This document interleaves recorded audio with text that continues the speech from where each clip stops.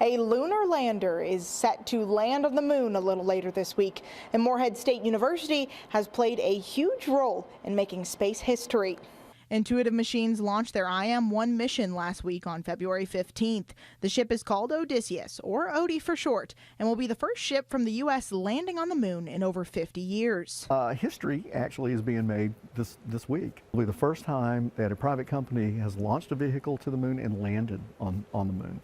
The ship has already sent back stunning images while on its 239,000-mile trip, and a network referred to as the Lunar Data Network has been tracking the mission's progress. The network has locations tracking Odie all across the globe, including right here in the Bluegrass at the Morehead State Space Science Center. We have a 21-meter deep space tracking station called NASA Deep Space Station 17. We are a node on the Intuitive Machines Lunar Data Network. It's the only non-NASA node on the NASA Deep Space Network. So we get to work with the government and with the private sector. That's what makes it fun for us. Morehead State is responsible for tracking the system between the London and Japan offices, collecting and sending data to the lunar lander as it approaches the surface of the moon.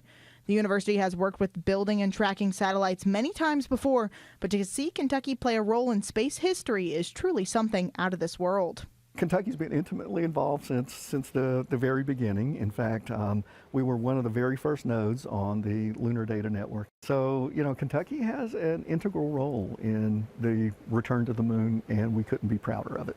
In Morehead, shooting for the moon, Alexa Minton, WKYT.